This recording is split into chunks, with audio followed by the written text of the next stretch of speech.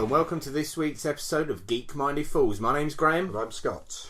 We're going to complete... This is our quadrilogy. Yes, quadrilogy. Well done. Which I don't think was ever a word No. until they released the Aliens box box set. set. Indeed. And then they made another film and that fucked them right up, didn't Right it? up the bot. Yeah. Yes. Yeah, so this is the final part of our review of all that was 2016, the year we killed. We did.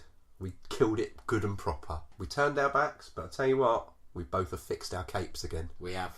Right, let's crack on. Come on then. So, we're into the latter part of the year, and the first one we've got is the HBO TV series Westworld. Yes. The first of two TV series that came out based on movies from the 1970s. Yeah. Well, mid-70s, Westworld was based on a Michael Crichton book. It was. I loved Westworld, the film. I genuinely thought it was just one of the most interesting films. This, however, took a slightly different route, did it not? I feel It did. it did, didn't it? Yes. Now you watched this from the very beginning, yeah? I did. You watched it as it started, Yes. and watched it episodically. Yes. I was a bit luckier, I feel, because I got to binge it, Binged it. and I didn't binge it because I had to. I binged it because I wanted to. Nice. What a great little show! It was good, wasn't it? It was completely different to how I thought it would be. I thought it would be a bit of a retread of the movie. Yeah. But they completely Just completely turned it on its head. Yes, indeed. And what I loved was the fact that in the movie you're Brynner's the bad guy, Yeah.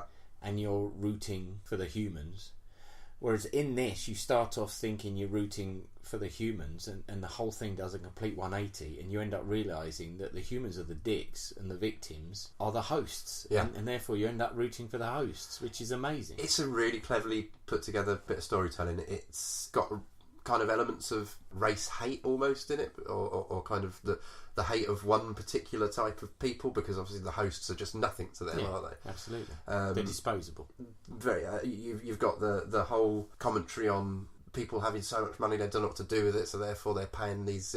In the original film, it was $1,000 a day to be in the park, and in this, I seem to remember it's something like $1 million or something. Sorry, $10,000 per week or something like that. I really like the way that they set the whole thing up, bringing in Billy into the park. Yeah. I like the reason he's coming into the park is what I'm trying to say. He's kind of being brought into the family, isn't he? And this is almost his kind of initiation into the family. Yes. And what a great supporting cast! Yeah.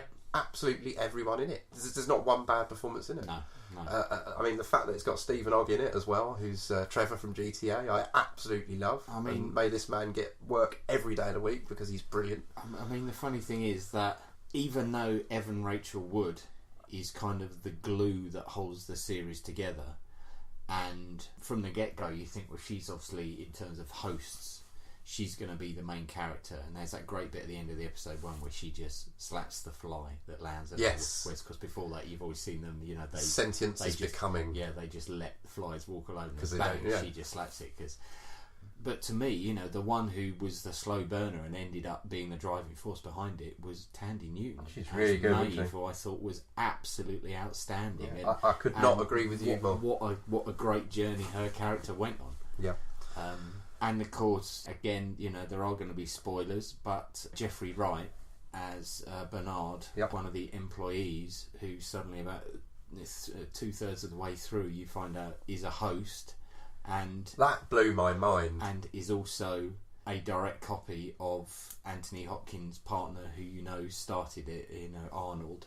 Yep. What an amazingly brilliant move. And also the Anthony Hopkins twist at the end.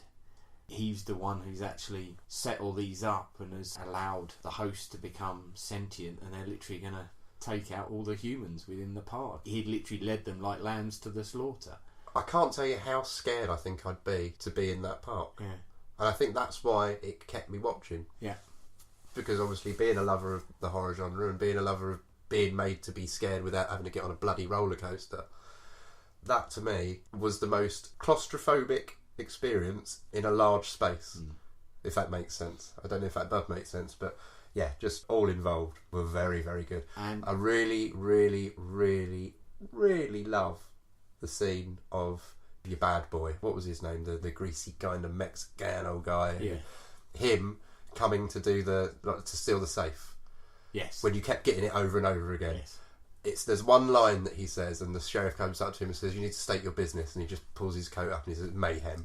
Yeah. Oh my god! I genuinely went, that was fucking cool. That was cool. But that was a great bit when you see the same thing happening again and again, like Dolores dropping the can and sort of having it picked up. Whoever's having it picked up, she sort of has a bond with it. We have Teddy, Billy, and then Man in Black picks it up. Yes, fuck it, we're doing spoilers, aren't we? Yeah. Teddy, Billy, and Billy. Yes, and that was another great twist as well. You know, the fact that what you didn't realise that what you'd been watching was actually over 2 time periods, and one of the characters that was a nasty piece of work turned up being the guy we all liked at the beginning. So Ed Harris was old Billy. Yeah, and the thing is that it's all there amazing. As well. Precisely. Oh, it's all signposted. You know, if you watch it carefully, it's guys, one of those you will shows see that you want to watch it through, and then you want to watch it again to pick up all the clues that they sent along the way. That Bernard was a host, and that Ed Harris was old Billy. It's just so cleverly done. I think one of my favourite little throwaway characters in it is the kind of the old Western gunfighter that Hopkins has his little chats with in the lab. Yeah, because he's an old model host, isn't he? And his electronics aren't working as well as they used to. One thing that I would have to say, I thought was unnecessary. Yeah, and the more I think about it, the more I think this was an HBO show. Yeah, therefore they can put anything on they like, and they're aware that Game of Thrones is coming to an end and they need something to replace it. And obviously there is going to be a season 2 of this, but it's not going to be till 2018 because it's such a big fucking make. I just thought, why so much nudity? And I know that's an odd thing to say, but you had times where Anthony Hopkins was sat there talking to Evan Rachel Wood, and 9 times out of 10 she was nude, and it's like, why have you stripped her down? And Tandy Newton, over about a 4 or 5 episode thing, was just full frontally nude, lying on her. I've got something that I feel is probably one of the more intelligent things that I've ever said to say about that, and only because it's actually shocked me now you've said it. That's made me think about it. I'm quite prudish when it comes to TV shows like that. Actually, no, scrap that. I'm not prudish. I just don't think tits and arse have got any place being peppered throughout an hour of TV show if they're there kind of just in your face all the time, like Game of Thrones. Yeah. That's why I don't watch Game of Thrones, because it's swords, sandals, and sex. And if I want blood and tits, and dragons, which is one of my favourite films. If I want tits and arse, I will watch porn. Do you know what? I didn't even pick up on it in Westworld. Right. Okay. And do you know why I didn't pick up on it? Go on. Because there is one very, very important scene that I think makes you not pick up on it, or makes you kind of go, oh, okay. Go on. It's the scene where you have the lab tech and he's covered one of the... Yes. But he makes him take it off, doesn't he? Yes.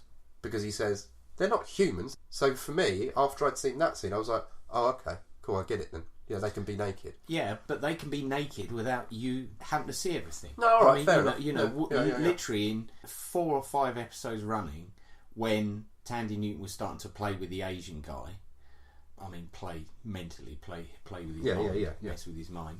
Literally, fully naked, full bush, full everything. You don't need to see that, and it's almost like they were putting there to say, precisely, exactly.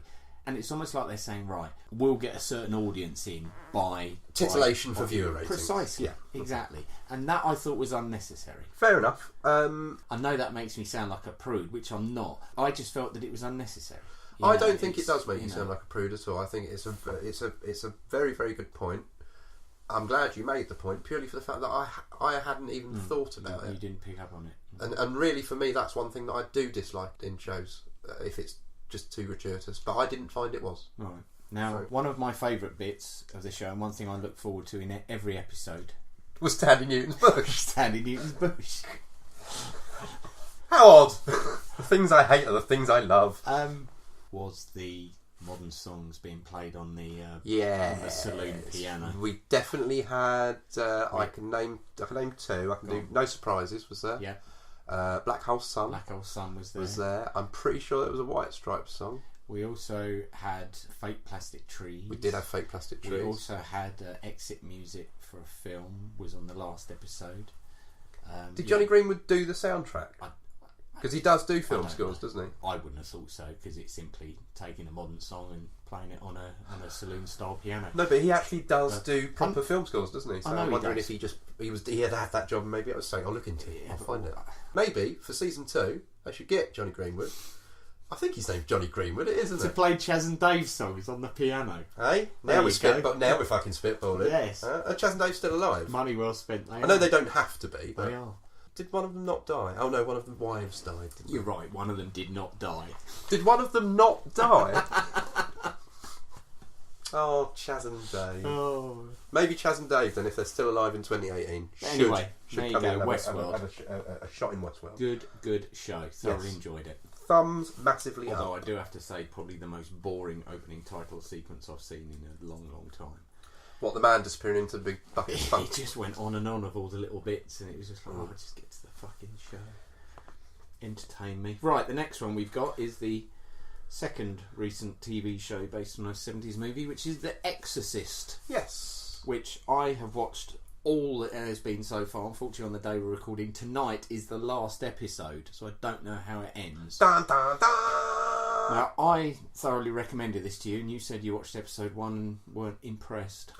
It did nothing to draw me in at all. And I know I always say this about things, that I like things to be just a collected story, blah, blah, blah. I don't think The Exorcist needs to be a TV show. I know it's not based on kind of the original Exorcist. I know it's a different story. I tell you what I did like about the episode I saw. I really liked Alan Ruck in it. No. I was really quite heart tugging, especially the scene towards the end where he has the conversation with the guy and then looks away for literally a second and he's going, "Oh, thanks for coming." He played that really well, didn't he? And maybe even just on the strength of his performance, I might kind of dip in and watch a bit more of it. But as a first episode, it didn't really draw me in. I would say the only disappointing thing about the first episode was, again, they went a bit route one in the predictability, because the story is you've got a couple living in the city in their 50s, Gina Davis and Alan Ruck, and they've got one very troubled daughter who's just getting over the fact that she had a car accident and killed one of her friends. And then you've got the sparky, nicey daughter, and some weird shit starts happening in the house, and the mum calls in the local priest because she thinks, that the place might be haunted or possessed or something, and they think that it's the troubled daughter. He might be, who might be the one, and obviously the twist is that it's the nicey daughter who's possessed, and the priest goes up into the attic, and she's there, and you sort of see her in a fully possessed up state, and I thought that would pull you in, because that certainly made me think, oh, this will be good, because I liked the scene in the attic. It just looked really good. I did like the scene in the attic, and I've just actually now remembered one of the other reasons why I didn't kind of get on with the first episode. I couldn't work out why that priest was having dreams about the other priest. Right. I know, obviously, you've got to suspend your disbelief, and you've got to kind of just get on with the fact that this is a story, but I couldn't fathom it. I couldn't work it out. But also, it's a story that unravels itself as it goes. Well, and that's explained, I suppose, at some point, the whole reason why but yeah, you've got this English priest who's an exorcist, and no one will believe them that the daughter's possessed. And there's some really creepy bits with the daughter. She plays it very well, this sort of dark side. I hate you, because I'm going to have to watch this now, aren't I? Because I believe you when you tell me it's good. But because you've said it shit, I'm going to spoil the fuck out of it now. Oh, and so, yeah, the daughter's getting worse and worse, and they try to do an exorcism. And the other sister comes in, and the daughter who's possessed sort of says, "Please, you have to help me," sort of turns normal and says, "Please, you have to help me." So she calls the police come, arrest them all, put the girl in an ambulance and take her off, and obviously she kills the guys in there and she's off and loose. But then the big reveal is that Alan Ruck is sort of looking through some stuff and sort of finds some stuff, and he's sort of looking really confused and doesn't know what's going on. And then he's getting more and more suspicious, and eventually he sits down with Gina Davis, and he says, "You need to tell me something's going on. I feel you're lying to me." And she says, "Okay, I need to tell you, I'm not who you think I am." And then suddenly the car pulls up outside, and it's the scene from The Exorcist where the person with the hat gets out of the car and is standing under the street light and goes up, and there's a ring of the doorbell, and one of the daughters comes in and opens the door, and it's Sharon Gless from Cagney and Lacey. Yeah. And she says, "My name's Chris McNeil. I'm here to see my daughter." And Gina Davis is Regan. Then it can even Regan, more go fuck itself Regan now, I'm McNeil. afraid.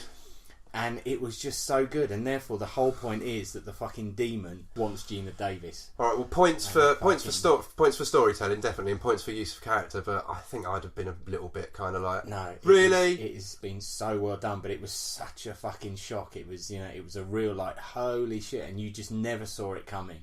But then again, one of those things when you think back, she seemed to know a lot about it, and sort of went straight to the priest and said, "I think my daughter's possessed." You never think, why would she know so much about it? Do you know what? Admittedly, when I watched that first episode, that little meeting she has with the priest, I kind of was thinking she does seem to know a lot about this. Yeah, absolutely. And I picked up on that as being a bit of poor storytelling, or poor writing rather. So, well, more for me for not seeing the foreshadowing. Yeah, but no, it has been really good, and now we've got a situation where the demon's been exorcised from the daughter, and you thought everything was fine. Until Sharon Gless was talking to Gina Davis, and Gina Davis starts being shitty with her, and she says, "What's the problem?" She just turns and just goes, "Because I hate you, silly Billy," or something she used to call her when she was young. And sort of Sharon Gless turns to look at her, and she just goes and just turns her head 180 and just breaks her neck and just pushes her down the stairs, and therefore the demon that left her has actually gone into Gina Davis. So we've now got an of age kind of Regan McNeil, or not Regan McNeil rather, but possessed again. The last episode was really good because it's just she's playing it really well. She's just taking the family now know, and she's just fucking with them all. It has been really good. It's been the priest has been really good. I mean, probably the best character is the English priest. Because he's the one who all the way through has known some bad shit's going on. I thought he was the strongest character in the first episode. And it's not to say I didn't like it. It's to say it just didn't draw me in. Yeah. I only know how much I love the original film. Is it better than The Exorcist 2, The Heretic? Yes, it is. I'm pleased to say. Well, then maybe I might give it a second chance. But there again, most of my poos have been better than Exorcist 2, The Heretic. I like the fact you say most of them, not all of them. Well, all of my shit is better than this heretic that you present me. I've had some quite disappointing poos in my life. So. Yeah, I suppose, but we all have. We all have stuff to feel bad about, mate. It happens as you get older. Yes. Right, next on the list, we have a Marvel movie. Because we haven't had any of them this year. Doctor Strange. Doctor Stranger Things? Doctor Strange. So, what did you think, Scotland? Well, I like that Benedict Cumberbatch. I really do. It's the first time I've ever not heard you call him Benedict Cumberbatch. There you go. And do you know why I called him Benedict I can't even say his real. The only reason I didn't call him that is because I knew you'd pick up on it, giving me a chance to say Benedict Cumberbatch. Yay! I'm pleased with that. Yeah, pleased with that. I am. That's a bit of me. That is. I'll tee him up. You whack them through. I thought it was very, very good. I thought it was very different to any of the other Marvel films that have come out before it. Well, it's because it was a different character. Yeah. Thanks for that. Yeah. So I'll clear that up. Oh, you are a cunt. I was so teed up, ready to go then. And now I've forgotten what I was going to say. It felt very different to the other Marvel films that have come before it. Maybe because it's a different character. I think it might be. Do you think? What did you think of it? I was... Because you saw it before me, didn't you? I was so pleasantly surprised. Yeah, I was. Doctor Strange, not a character I have that much affection for, within the comic book world. And no, I thought they played it really well. I thought he was really good. I thought that Rachel McAdams, even though a little underused, was really good as well. I thought Chiwetel Ejiofor, that's him, played his part really well. And obviously knowing that he would end up being a bad guy, it was interesting to see them go for that sort of an origin for him. Baron Mordo, is it? Yes. Yeah. And yeah, sort of Tilda Swinton. I thought have to leave her till last, mate, because she stole really the film. Good. I thought. I thought she was excellent. I mean, if I have one criticism, there would only be one. It is that they overused the whole Inception sort of city bending bit. When we first saw it, it was good. When we had the big chase, I thought, yeah, all right, you're obviously quite pleased with yourselves with this one. Yeah. Alright, don't tear your arse out of it. Come on, love, back off. It didn't really fuss me that much, to be honest. I thought it worked better in this film than it did in Inception. Yes. Oh yeah. Inception's one of those It films made more that sense. Yeah, I mean, Inception's one of those films that I saw at the cinema and loved, and then when it came out on Blu-ray, I bought it, watched it, and thought it was oh shit. I probably will never watch Inception again because I just thought it was such a terrible film to watch in the home. You've got to watch it on a big screen to in your get home. In my home, in Edward's home, Graham. I don't know what that is, but Doctor Strange is a film I genuinely really enjoyed. I thought again, as we just touched on, the entire cast was brilliant. And before I watched it, you obviously told me that there was one standout moment that you felt you had never seen before in a film, and you thought it was a very clever kind of plot device. Yeah. And I have to say, mate, I 110% agree with you on it. I've never seen it before. No. Massively spoilerific here, but the kind of the towards backwards fight scene. towards the back end of the film, there is a backwards fight scene, which is so brilliantly, amazingly this put is together. basically where the bad guy, Mads Mikkelsen, has destroyed the city, and then using his sort of control of time, Doctor Strange repairs the city, making it go backwards. But during this, they're having a forwards fight. So whilst everything's going backwards around it, they're having a fight because they're not affected by a said spell. Precisely, and therefore there was an amazing bit where a guy sort of gets punched or kicked backwards and goes into a wall as it sort of rebuilds itself. Rebuilds, and he's built into the wall, and there's a girl who gets punched onto the ground, spins over, and goes up with the water that's come out of a huge fish tank, and she rolls up and goes into the fish tank with it. Which it was just so clever, like nothing I've ever seen before on celluloid, and I thought just amazing. Yeah, very very inventive. I mean, whoever kind of choreographed that scene really does deserve a massive pat on the back. Yeah. It didn't bore me either. Yeah. And I must admit, there are certain elements of certain Marvel films that do bore me. Whereas this one, I wasn't bored at all throughout it. I think any big film these days, be it a Marvel film, be it a Star Wars film, they always try to go in for over 2 hours. You're always looking at the 2 hour 15 to the 2 hours 30. And if you don't get that right, it can be a real bum number. Yeah. And I'm talking Spider-Man 3. And this one, it just didn't. It just, as you say, it engrossed me. And then suddenly, when you're at the end, you're like, holy shit, is it over already? Did not seem like a 2 hour flick, did it? No. As I mentioned to you, the final scene, when he's taking on Dormammu, and he knows he's going to get his arse kicked, and he arms himself with the one thing that he knows will beat him. And I think that's probably one thing we shouldn't spoil, because it's such an ingeniously inventive ending. It is. That's why I said at the very top of this, it's unlike any Marvel film I've seen before, because although all the Marvel films have got a lot of heart and they've got a lot of love and they've got a lot of comedy in them as well, the Doctor Strange character that I kind of know about didn't have that comedic element to it. No. Whereas they seem to have kind of not shoehorned it in here, but maybe it's just the fact that Cumberbatch is playing him, and he can do that kind of cheeky, lovable rogue thing. You're right. The he and Dormammu moment is again jaw-droppingly good. Clever. I felt the interaction between him and Benedict Wong as Wong was also good. There were some great comedic moments within that as well. That's very nicely played, and I like the little sort of post-credit scene as well. Which remind me again what it was, because it was him and Thor. Oh yes. And by the sounds of it, that looks like that's perhaps teeing him up to be in Thor Ragnarok as well. So, the Marvel Universe just continues to expand. Continues to grow. Yeah. At an exponential rate. Yes. We like that a lot. Yeah, very much enjoyed that one. And then, finally, the big one that I think everybody's been waiting for all year was Rogue One, A Star Wars Story. When you say everyone's been waiting for all year, do you mean everyone's been waiting for us to review it? Because I think that's probably what you mean. Absolutely, that's exactly what I mean. That's the only reason we've come back, really, haven't we? Fuck 2016, we're not trying to save shit. Exactly. It's just because we wanted to talk about Star Wars. I'm just joking, kids. We do feel bad about 2016, really. Right, now this really is completely and utterly, I have no idea what you thought of this. No. So I don't know how you want to do this. And vice versa. Do you want to, after 3, say yes or no, or thumbs up or thumbs down, or should I just tell you if I liked it or not? I just don't know. I'm so nervous. My balls have gone up inside me. I am genuinely nervous. Fuck it. I loved it. Just crack on. I absolutely loved it. Good. I saw a midnight showing of it, and the only marring point of the show was the fact that there were 2 pissed up fucking idiots sitting in the opposite row who kept laughing every time anyone from the Mon Calamari race came on screen. Fucking idiots. It's like, what, you've never seen our Black Bar? Yeah, I really, really loved it. Good. Please tell me it's not another Deadpool. It definitely isn't a Deadpool. No, I can promise you that. Would I say I loved it?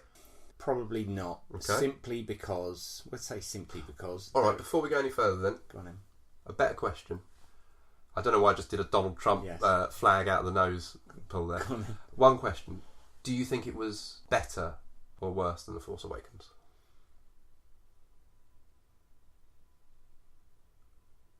Worse. Whereas I thought it was better. There you go. And this brings us back again to what we spoke about earlier about my love of things being one compact story. Yep. You please tell me what you thought of it. I thought that the first half of it was a bit boring.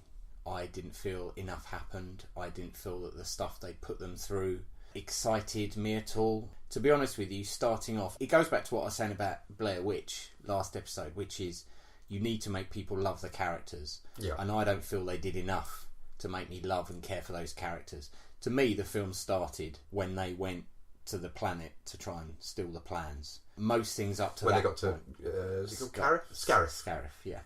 Up until that point, Forrest Whitaker, I honestly don't know why he was in it. It was, when you consider the part he played in the trailers, I thought he was going to have a really big role, and to me it was a bit blink and you'll miss it. Well, there was a lot cut out of the final product. Right. And, when you look at the journey that they went on, from obviously the story when she was a girl to her being captured and freed by the rebels and them going to the... I can't remember what happened first. Did they go to the planet where they found the blind Force guy? That was on Jeddah. And then did they go to the rainy platform where he was going to shoot Mads Mikkelsen? What happened first? I can't remember. They were in Jeddah right. first, which was basically where all the crystals come from in order to create the... Yeah, to power the Death Star and lightsabers. And then they go to the... Because obviously Matey Boy with the big gun is there, isn't he? With them on the ship. Oh, of course he is, yes. And that's at the... And... one of the Imperial bases. Yeah, and sort of none of that really excited me. To me, the excitement started when they went down and everything started kicking off. Yeah. And, the AT-ATs were there and the Death Troopers.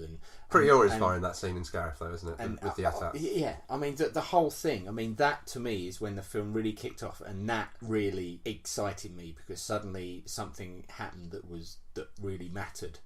And I would have to say that CGI Grand Moff Tarkin I could just about deal with, even though... I agree. The trouble is, when you see two actors on the screen talking to each other, you're totally invested in what's going on. When you've got an actor talking to a CGI character that's supposed to be human and is a man who's dead, it completely took me out of the film.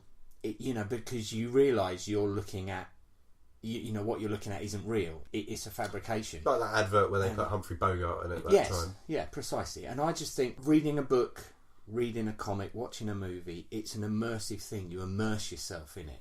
And you can lose yourself. And that's why I love that. That is why any form of entertainment like that is great. And when you've got something like that that takes you out of it a little bit and makes you realise, oh, hang on, I'm sat in the cinema watching a film. But probably not as much as the Princess Leia one. The CGI Princess Leia, when they handed her the thing you saw from behind, my thought was literally, oh, thank God. That would have been enough, wouldn't it? Thank God they're not going to CGI it. And then when you turn around and saw her face and she went, hope. And I just thought, oh no, what? It completely took me out of it. She might as well have turned around and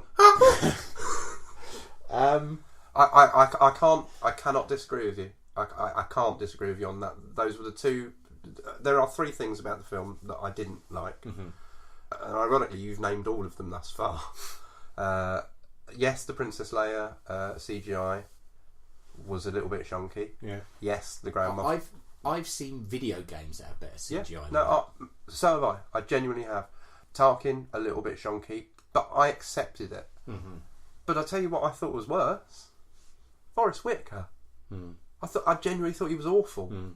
But the worst thing about that is the footage we saw of him in the trailer that they've taken out looked really good. Really good, yeah. In this finished version that's been obviously cut to shreds by the producers of the film. It will have nothing to do with the actual director. This is not the director's cut now, because this has happened on X amount of films throughout our list that we've talked about over the past few episodes.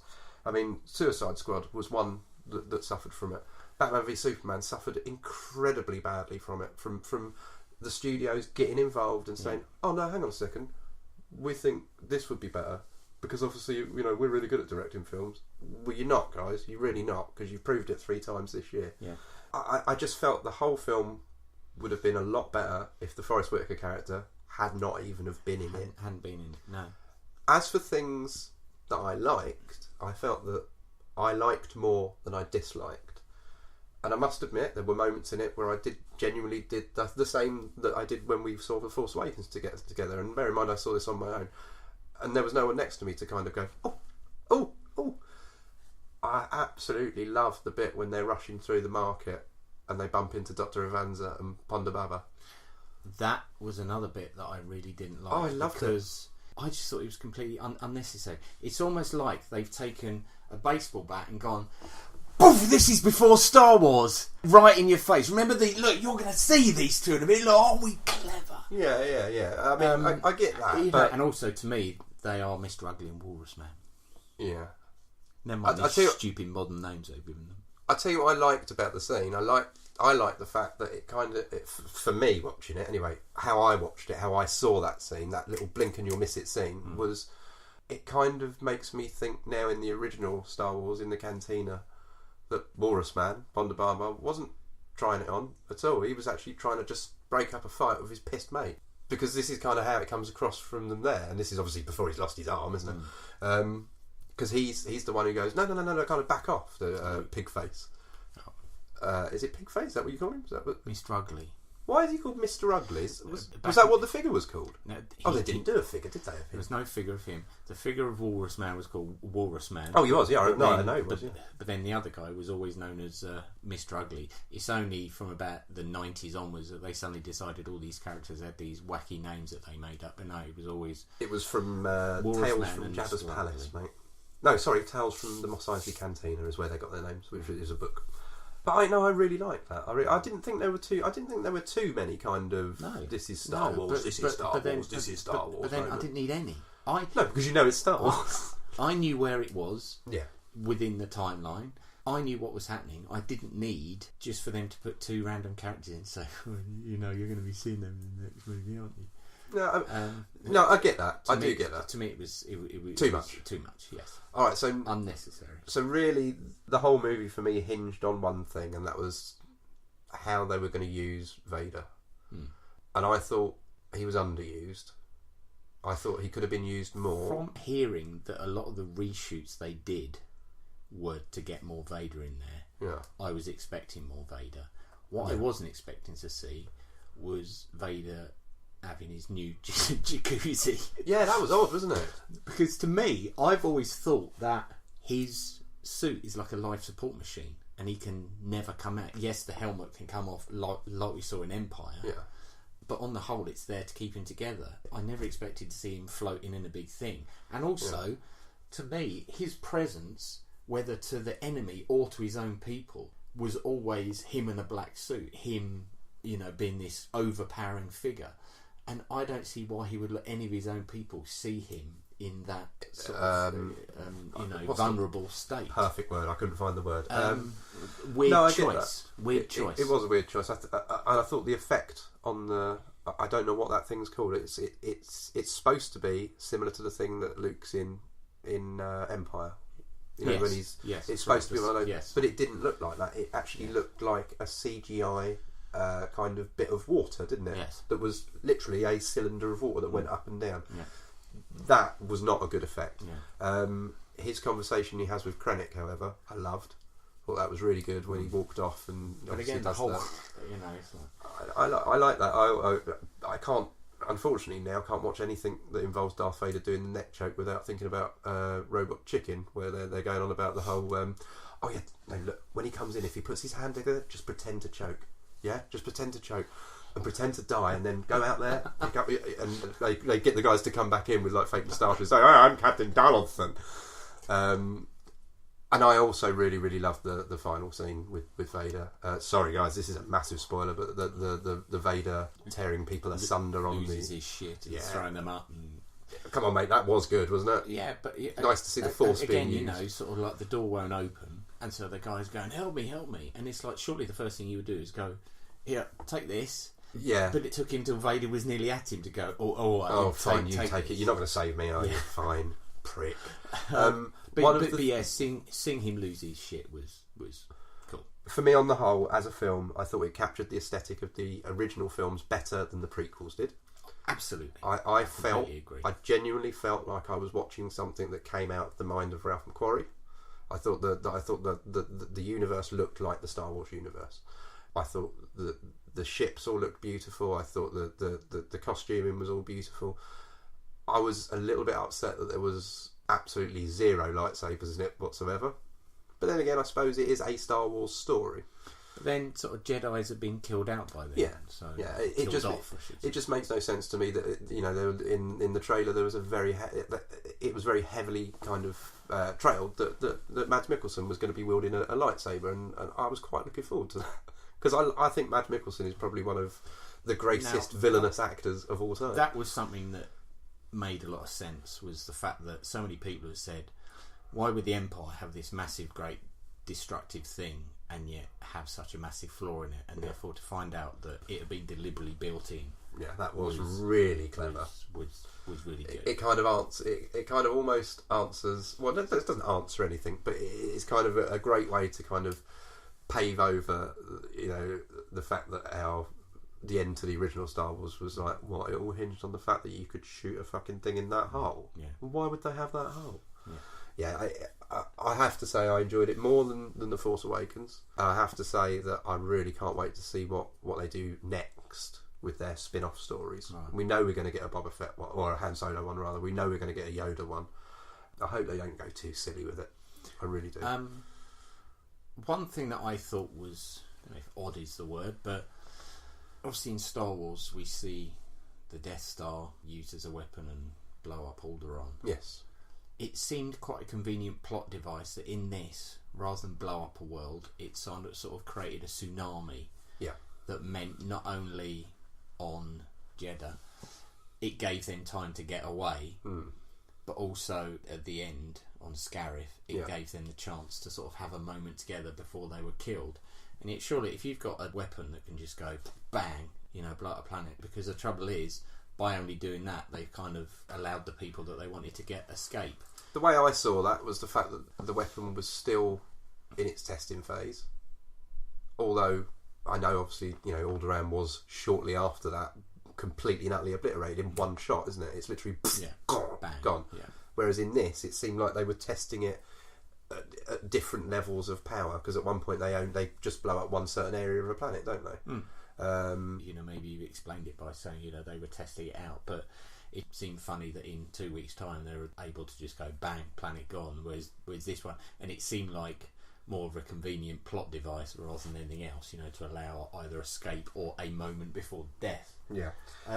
In terms of what I was saying about characters you care for, it almost goes back to your Dr. Thingy and Finbar, Walrus Man and Mr. Ugly. Dr. Avanza and Ponda Baba. There you go.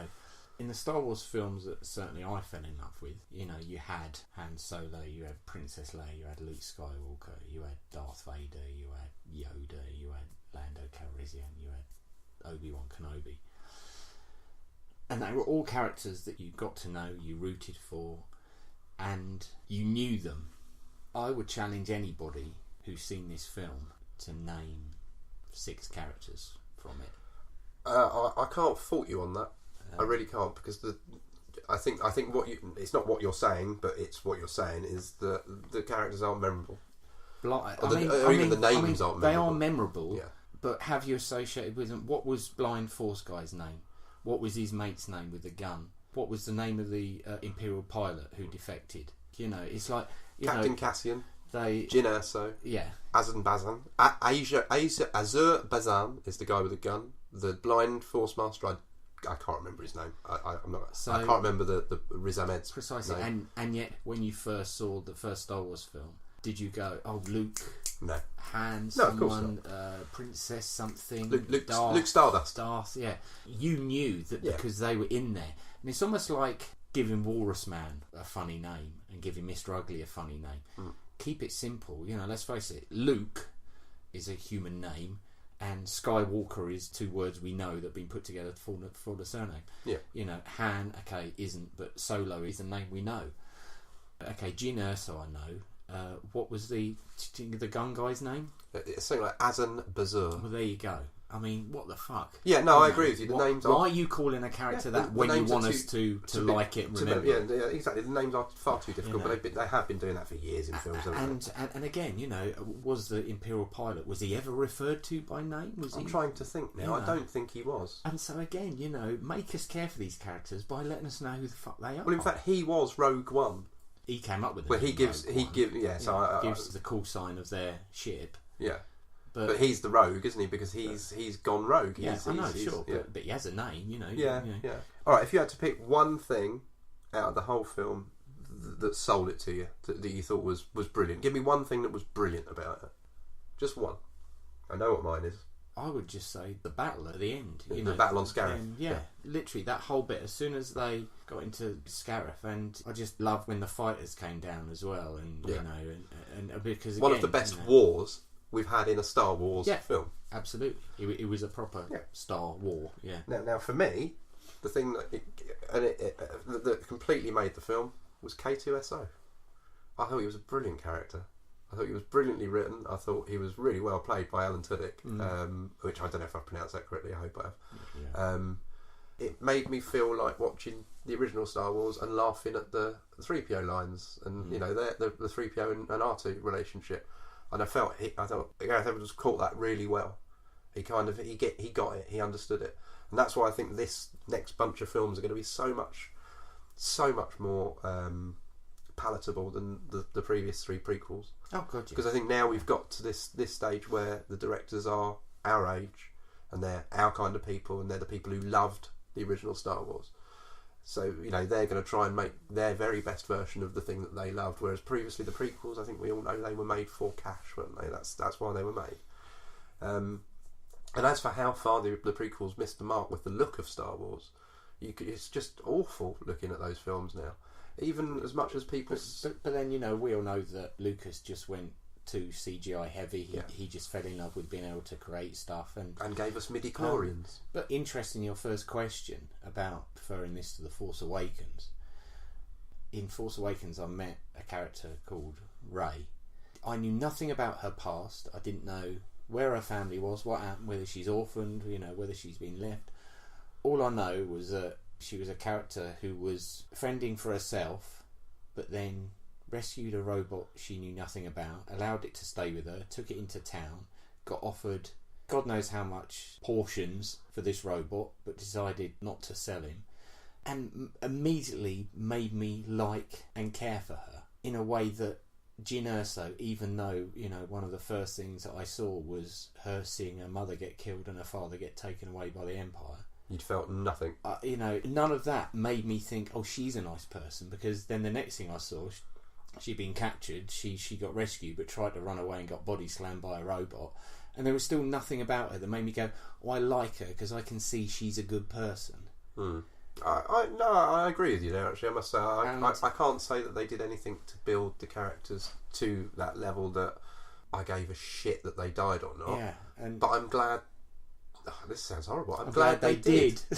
No, I am glad they did, because that means we all knew they had to. Yeah, you know, it must be incredibly difficult to have the brief for your film be the top line of the opening crawl of another film. You know, some spies have stolen some shit from somewhere. Yeah. That's it. That's your brief.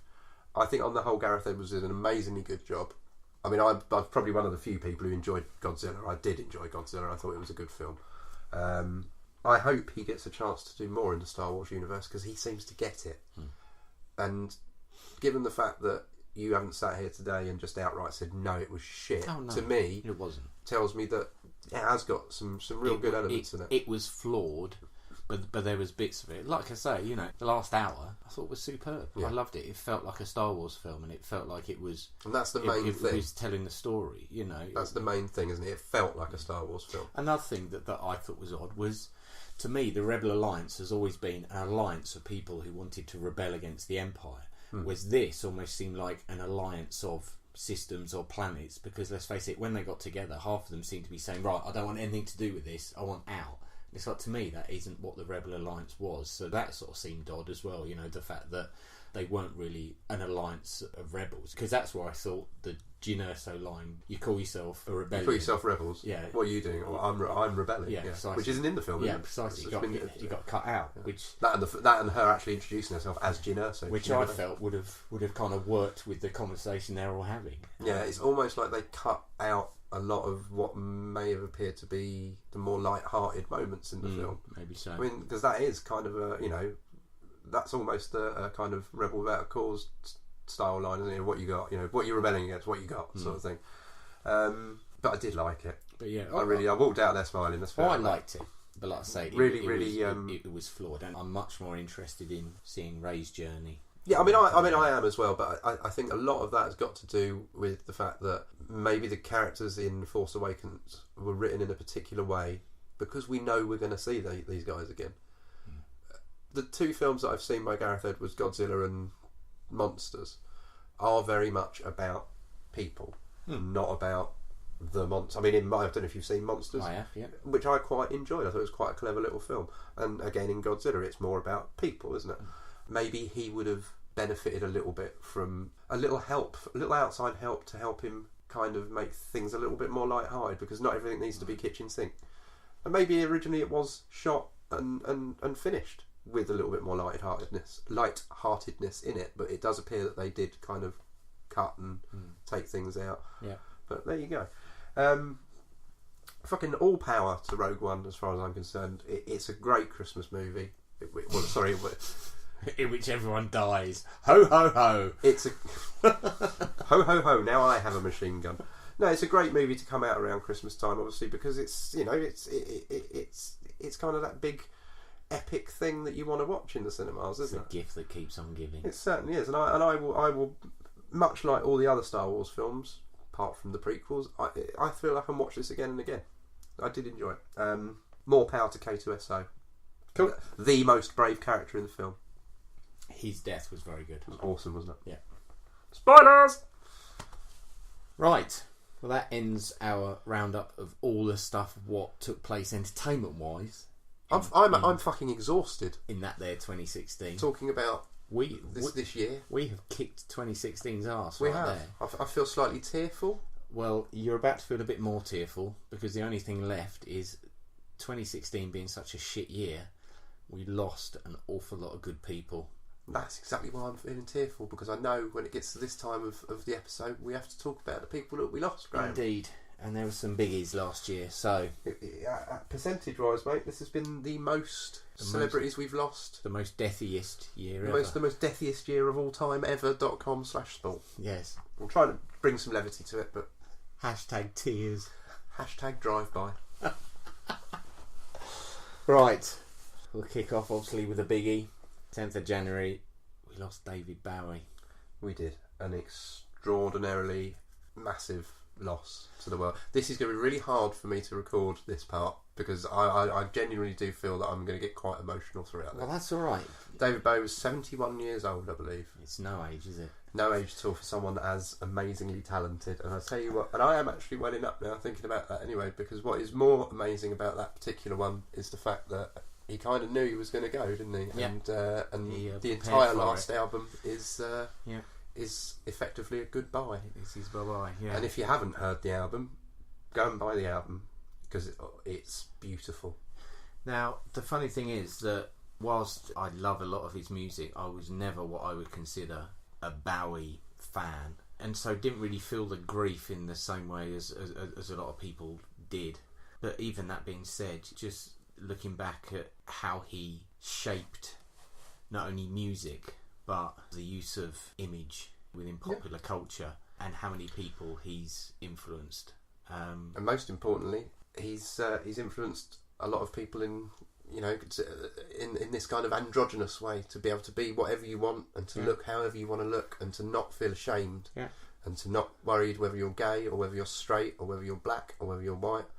He genuinely was everything to every single person I felt. He was just unique. We can consider ourselves very lucky to have been around. I mean, not only with him but with a great many entertainers, but he, more than most, was an absolute one-off. We will never see his like again. We certainly won't. He was incredibly important, not only to music but to film, to art, to the world as we know it. He was a hugely kind person, and whenever I feel sad about the fact he's passed away, I just think about the Dancing in the Street video. I genuinely do, because him with Mick Jagger just having a fucking rip-roaringly brilliant time with his flasher Mac and his jumpsuit. Brilliant. What a legend. Yeah. And just 4 days after him, we lost Alan Rickman.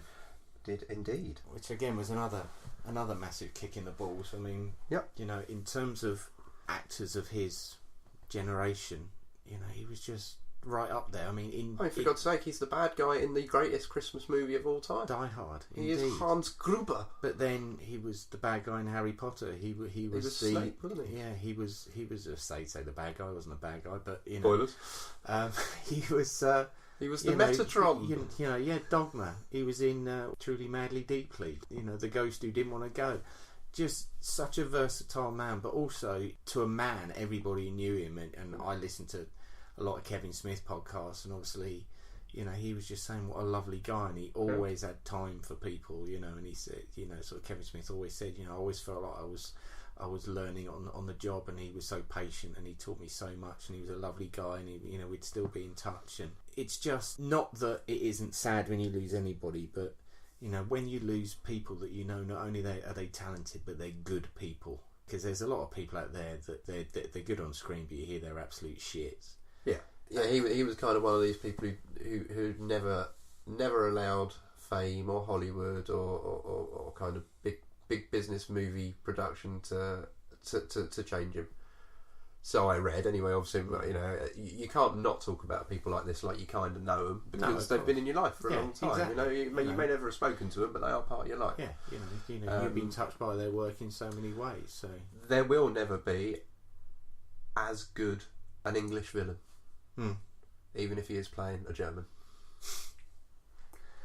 And then the end of January, Terry Wogan went. Which is somebody that for our generation, we grew up, he was never present on our, whether it was the Wogan show or Children in Need and stuff like that, or the Radio 2 show. It was just very much someone who was kind of always in your life, ever present. You couldn't grow up without knowing who he is. And no, you'd have to have been living under a rock, absolutely, I think, not to have known who Terry Wogan was. Yeah. One that for me was very sad was in February we lost Harper Lee, To Kill a Mockingbird, who that still remains. It's one of those ones that we all read at school, but it still remains my favourite novel. And I just think, I know she was a good age, but she was in her late 80s, wasn't she? For someone to have influenced so many generations, to lose somebody like that again is terribly sad. And then again at the end of February, Frank Kelly, Father Jack, left us, and this some of these I'd forgotten. Well, I know precisely. This is it. It has been such a shit year, and it was only when I went through and got a list, and you think, oh my god, yes. For us to have gone through a year where you're forgetting people whose work you've enjoyed so much, it speaks volumes for just how much of a fucking kick in the bollocks of a year it was. Into March, we lost Keith Emerson. Emerson, Lake and Palmer. A third of Emerson, Lake and Palmer went because he killed himself, which was very sad. Committed suicide. And to those who say that suicide is the coward's way out, really go fuck yourself, because it's not. It's if you know it's just a very, very sad thing. That can happen to anyone, isn't it? And then again, looking at our childhoods and ever present, in March as well, we lost Paul Daniels, who we all watched. We all watched, and I can't not say this. I wasn't fussed by that one. Yeah, but you know, I mean, I know some of these will hurt you. Some of these won't. But as people of our generation, I mean, you know, pretty much everyone that we grew up watching on a Saturday night is now either dead or in prison. Yeah, fuck me. Sooty serving life. Yes, indeed. Also in March, this one hit me quite hard. Obviously, it wasn't as big over here, but somebody whose work I absolutely adored was Gary Shandling. Yeah. I remember watching the Gary Shandling show when I was little. It's Gary Shandling's show, the Larry Sanders show. Obviously, he was in Marvel films as well. You know, he was in the Iron Man. Of course, he was. Hail Hydra. Yeah, Larry Sanders was just an immense show. Another original SNL alumni as well. Yeah, he was from the first kind of batch of SNL, wasn't he? Just you know, and that one was very sad for me. And then again, you know, somebody else on the Saturday night in March, we also lost Ronnie Corbett. That broke my heart as well, I must admit. You know, who didn't love the two Ronnies? And you know, to think, you know, they're both gone now. It's it does seem by and large a lot of the. I don't know. This is going to sound like a very odd comment to make, but a lot of the people who have passed away this year have been genuinely beautiful, brilliant people. Yep. One, the next one maybe slightly less so. In April, we lost David Guest. Oh well. I'm sorry, but I can't have any sympathy for somebody who kind of ruins themselves that much, or ruins themselves that much. But then we had a horrible double whammy. Towards the end of April, we lost Victoria Wood. Yeah.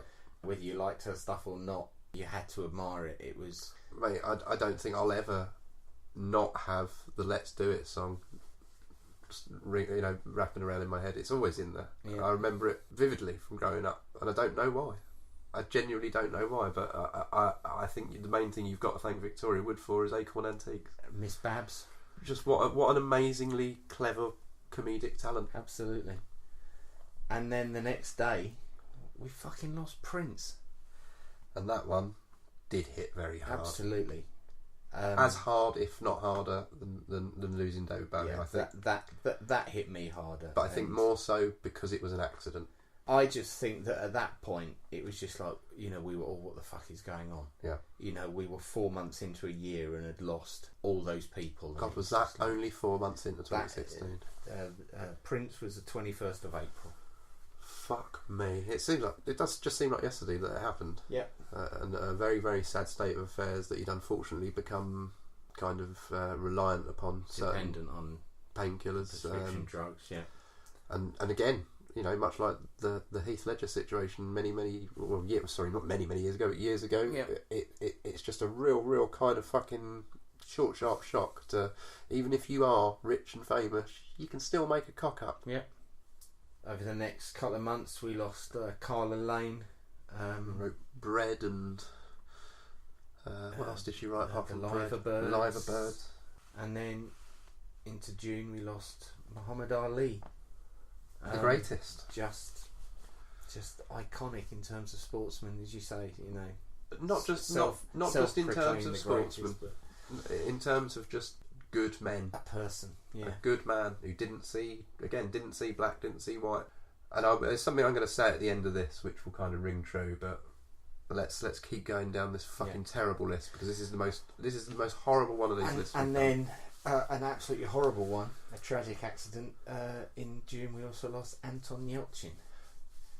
Just an awful situation. You know, to hear that he died was terrible. To hear how he died. Which, if those of you at home, if you don't know, he was unfortunately the parking brake on his Grand Cherokee Jeep failed and pinned him against his own. Just rolled backwards down his drive and pinned him against his own the post with his letterbox in it. Yeah, horrible way to go. But then just after that, Carolina Hearn, another comedic genius. Absolutely, just, you know, someone who had health issues in the past. Absolutely. I think we all know. She no had secret. battles with cancer, you know. But even so, it's, you know, to go, what was she, 52? If that. Absolutely no age. If that had, let's put it this way, had at least 40 more years of great comedic ideas inside her, I'm sure. And then 2 people we lost in August was Kenny Baker and then Gene Wilder.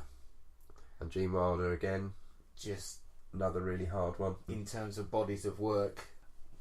Kenny Baker, I mean, every kid or every person of our age will have seen a film that had Kenny Baker in it, even if they don't know it. Yeah.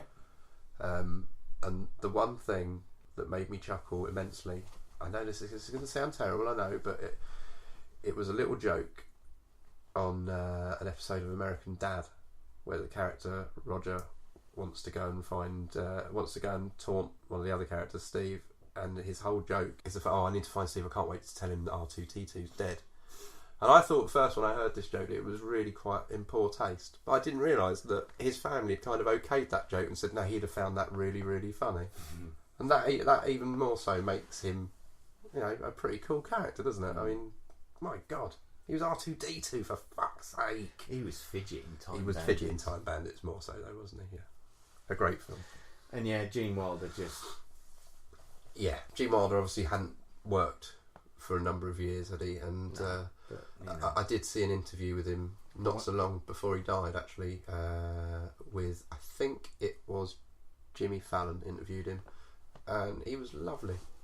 Because I've read so much press about him over the years, saying that he's a bit of an arse and not a nice person. Was very, very up in arms when Tim Burton wanted to remake Charlie and the Chocolate Factory. Yeah. And rightly so, really, because it was fucking awful, wasn't it? Mm. There is only one Willy Wonka. Yeah. Then, I mean, in October we lost Gene Alexander, Hilda Ogden, but then 22nd of October is the one that absolutely tore me to pieces. The one that didn't make the papers, didn't make the headlines, but Steve Dillon died. He did indeed. And I texted you and Mark straight away as soon as I saw it, and I literally, as soon as I read it, I was sitting there going, oh no. And Nikki, my wife, said to me, she said, oh God, what have you done? And I just went, nothing. And, you know, we met him. We did. 8 months earlier. He was such a lovely, lovely man. I mean, you know, we've mentioned it many times. We all said he looked very, very thin. He didn't just look thin, he looked ill. He didn't look well, did he? Well, it's the thing is, he'd had a battle with the booze. He'd been ill for a while, but, you know, everybody was saying, you know, he was through that and he was starting to work regularly again and he was churning out the stuff. And, I mean... Obviously was doing conceptual artwork for the TV show. Yeah, I've been buying the Punisher title because he's... Literally only because he was drawing it, yeah. Because I love his art and the idea that that's it and he's gone, you know, particularly, you know, I got some books signed by him and I was standing there and I was chatting about when we saw him before, and just a lovely man. He was lovely, wasn't he? You know. He was, of the years that we've been going to the Comic-Con and of the people we've met, and I'm not just saying this for effect, I'm not just saying it because it's him, he genuinely is one of the nicest, I think probably the nicest person I've met. Yeah.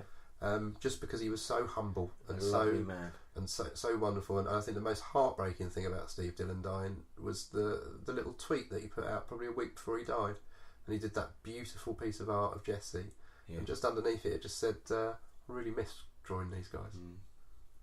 He knew how impactful his work and that's the being world used was. as a cover of a magazine now. Has it? Yeah. Rightly so. So that was probably the one that this year sort of hit me hardest, good, because I would agree, mate. Everybody else on this list I'd never met and, you know, never chatted to, and but unfortunately the list is longer. Then end of October, Pete Burns went from Dead or Alive. Start of November, Leonard Cohen went. Yeah. You know, what a body of work. I mean, again, absolutely untouchable in his field. He was the songwriter. He was. 4 days after that, we lost Napoleon Solo. Robert Vaughan died. Yep. Andrew Sachs. Yep. Manuel. The day after that, Florence Henderson, the mum from the Brady Bunch. Yeah. Coming into December, we lost Peter Vaughan, who was the ogre in Time Bandits. Really? Yeah. I didn't know that. Day after that, we lost Greg Lake. So in 1 year, we lost 2/3 of Emerson, Lake and Palmer. And then the last two in December, A.A. Gill, and then literally just a few days ago, Jar Jar Gabor went. You know. This list here that you've got, do you need to keep this? No. Because I'm going to screw it up. Okay. Right now. And that's 2016's death list gone. We interrupt our programme to bring you this important message. Hi, this is Graham. It's now 2017. I'm just editing this episode. So, fortunately, we've all survived the shithole that was 2016. We wanted to say that you may all realise, obviously, that there were some very famous names left off that list. The reason being that we recorded all 4 parts of our 2016 review over a 7-hour period on the 21st of December, which means we kind of wishful thinking, I suppose, felt that that was going to be it for 2016, but that bastard of a year had a few more strings to its bow. So names we didn't mention were obviously Rick Parfitt from Status Quo and the actress Liz Smith, famous for playing Nana in The Raw Family. Both died on Christmas Eve. Christmas Day, George Michael, every little hungry schoolgirl's pride and joy. Just obviously a massive shock for us all to wake up on Boxing Day and hear that he'd died. And then every hungry schoolboy's pride and joy, Carrie Fisher, Princess Leia herself, passed away on the 27th of December. Needless to say, Scott and I will talk about these in probably the next episode. And then 1 day later, Carrie Fisher's mother, Debbie Reynolds, died supposedly of a stroke, but I think we all know that was a broken heart, nothing more, nothing less. Other names that, for reasons unknown, kind of got left off the list. I mean, certainly for anyone of my age, Ed Stewpot Stewart, Radio 1 DJ of our youth, died in January, as did Dan Haggerty, Grizzly Adams himself, and Glenn Frey of the Eagles, and obviously the Heat Is On fame, also died in January. I mean, Nancy Reagan died in March, but one that I'm genuinely gobsmacked that I left off the list, cannot believe it, George Martin. Beatles producer George Martin died on the 8th of March, and I'll say it, music would not be what it is now without that man's influence.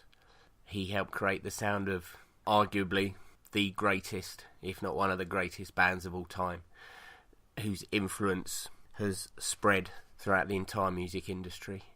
Other names we lost: Cliff Mitchell-Moore, Denise Robertson, the Agony Aunt from this morning, Howard Marks, Mr. Nice went, Gareth Thomas, Blake from Blake's 7, Burt Kwok. How do we not mention Burt Kwok? How the hell did that one slip by? Kato, for the love of God.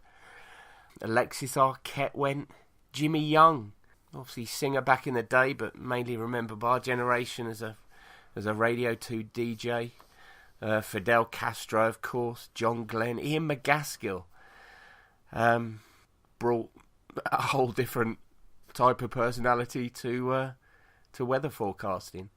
It was a terrible year, and we just wanted to stick this on just to acknowledge the fact that there were some names we left off, but we'll cover that in a future episode. But anyway, enough of this melancholy, let's get back to the show. I've never known a year like it for people to pass away, and I never want to know another year like it. We don't ever do this, but give us a cuddle over the mic. Oh, happy 2016, fella. And you, son, and you.